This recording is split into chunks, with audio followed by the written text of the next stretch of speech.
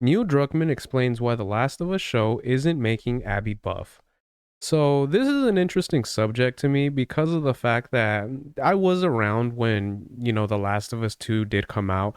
That was one of those games I was really excited for and I was really looking forward to playing. But there's the whole issue with the leaks that were coming out and talking them a lot of individuals speaking about what was happening and what was going on with the storyline and everything like that.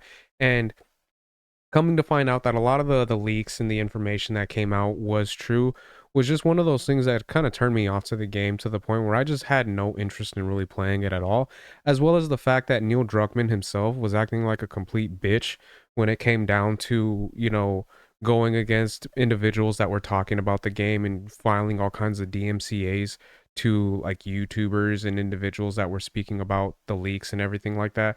There was some people that even got strikes. I think it was a heel versus babyface as he received a strike, a DMCA strike, just for talking about the game. He wasn't showing any information, like no photos, no videos of the game or anything like that.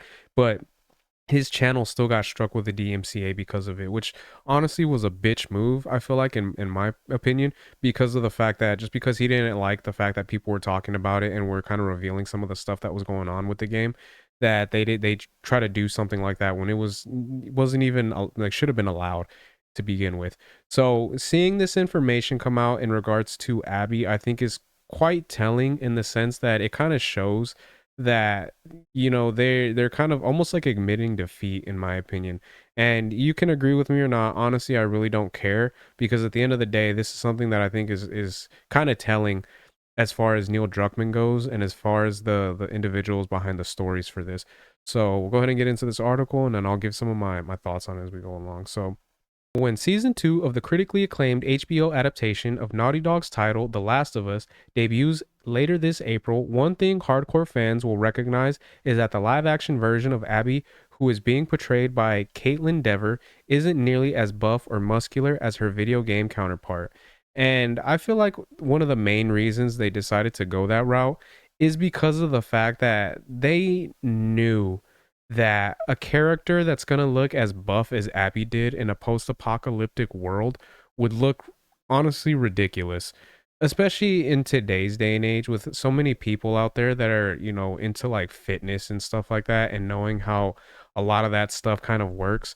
Seeing a female character as buff as Abby was in a post-apocalyptic world was honestly stupid and pretty ridiculous, because of the fact that there were people that were kind of doing like there was some like fitness individuals and stuff like that that were kind of showing what would be needed in order to be that buff.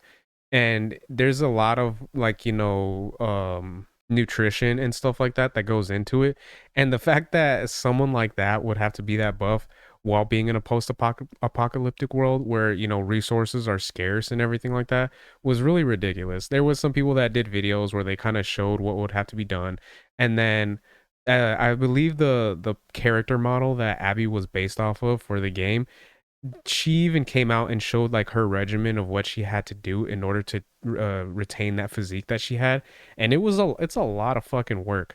So it was one of those things. There was jokes that people were making that Abby in the game's story was actually stealing food and some of the resources from like other individuals in the little commune or whatever that they were living in, that because she needed to make sure she can keep up with the gains and everything like that, which I thought was pretty funny. So, according to Neil Druckmann, that's a conscientious decision. Oh, I'm sure it is. The show isn't the game. In an interview with Entertainment Weekly, and head of Naughty Dog came out in front of any potential backlash regarding how Abby will appear in season 2 by leading with, "We value performance over anything else." Bull fucking shit. Like I said, I bet you anything they knew how ridiculous it would look for whichever actress they portrayed to be as buff as she would be again in a post-apocalyptic world, as well as the fact that when you really look at the character who's going to be playing Ellie in the show, I think it's like Bella Ramsey or something like that. When you look at the way that her look is, she doesn't look much different than she does in season 1, so she still looks like a little kid. And you got to think, if you have a character that's supposed to be her like enemy in the next season, who's buff as hell, going up against her, it's not going to leave a lot of believability that they're gonna be kind of like going head to head. Because when you see that, you're gonna think to yourself like Abby would fucking destroy her. She like Ellie would get fucked up if that was the case. So I feel like the showrunners as well as Neil Druckmann know that it'll look ridiculous, as well as the fact that anyone watching it with a rational mind would be like, no, this is kind of stupid. Like this looks ridiculous, and this doesn't really make much sense for this type of story. So the fact that they're going that direction for it, yeah, it is one of those things like it makes sense in the world that it's going to show, but it's just it kind of goes against what they were trying to fight so hardly against when it came down to people criticizing it for the video games. And I remember there was another thing too when it was, I believe, like during COVID, when someone was eating like some chicken or something like that, and I think Neil Druckmann had came out and made like a statement like, see, there's people that can still get their protein intake during a pandemic or something like that. And you're thinking like, yeah, that was during a pandemic where stuff was for the most part still being, produced and stuff like that. We're not talking about a post-apocalyptic world where resources are scarce and it's hard to find certain things to be able to keep living the way that they did back in the day, kind of like how we live today, which was just a really stupid ass take in my opinion. In explaining the rationale behind not having Dever bulk up for the role, Druckmann discussed the need for the in-game version of Abby to be buff in order to differentiate her from Ellie. So in the game, you have to play both characters, Ellie and Abby, and we need them to play differently, he said.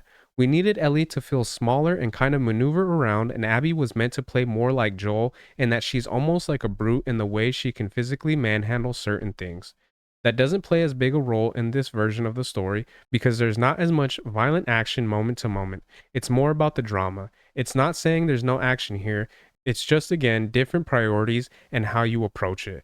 And again, I feel like that just goes to kind of show that they're kind of admitting defeat in the sense that like they know at the end of the day it'll look fucking ridiculous. It'll look ridiculous and it'll look really fucking stupid on their part if they decided to go that route again.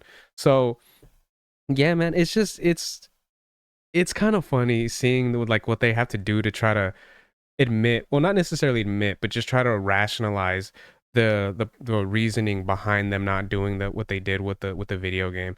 And I'm kind of seeing this kind of leaves me curious as well as to what they're gonna do as far as Joel goes. If they are gonna kill him off, or if they are gonna kind of hold off on that and kind of wait till like the end of the season, kind of a thing, because of the fact that in the game, The Last of Us 2, they do kill him off pretty early on, which is which was like a slap to the face to a lot of the players. That's a pretty interesting take, especially considering that Abby's size also plays a narrative role in the game and is not just a gameplay differentiator. As our Tessa Carr wrote back in 2023, being physically intimidating is part of Abby's character.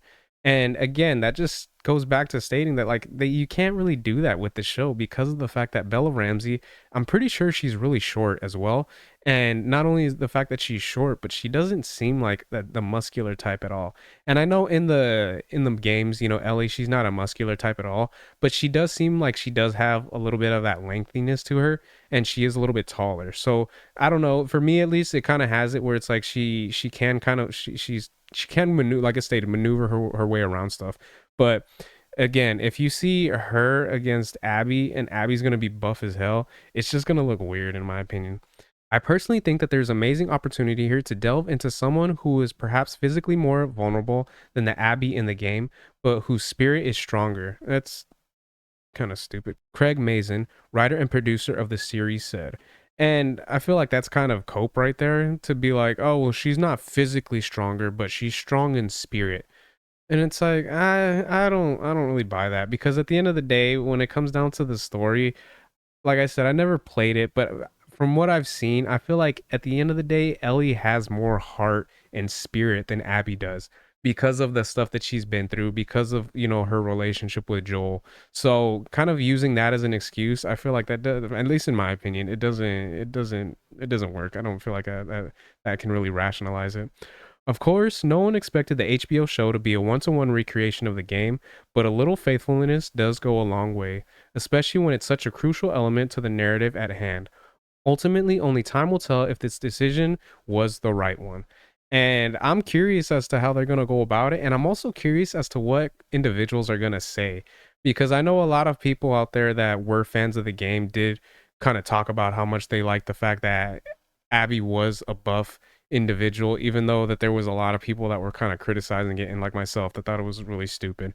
So I feel like this is gonna be interesting to see because I feel like people like myself that kind of thought it was a dumb decision to begin with are gonna, like I stated, show that it's kind of showing a little bit of defeat in the sense that they do feel like, you guys are admitting that it probably it even to in the live action it looks ridiculous and it's kind of stupid that you guys decided to do that in the game, and then the people on the other side that are really fans of it, they're going to be upset because it's not going to hold true to what Abby was and how she was in the game. So I'm interested, man. I'm interested to see the direction that this is going to take as far as when the show does come out in April. So those are my thoughts on that. Let me know what you guys think in the comment section. Do you guys think it's a big deal that, they decided to make Abby not buff in the live action series? Or, I mean, do you guys not care personally? I mean, if you guys are watching this, there's a big chance you guys actually have some opinion to make on it. So whatever your opinion is, whether you agree with me or not, let me know what you guys think in the comments. I'd like to hear it. So if you guys could like, share, subscribe, all that good stuff. If you guys have been watching this long, I really appreciate it. It means a lot. And yeah, until next time, Harmonic out. Peace.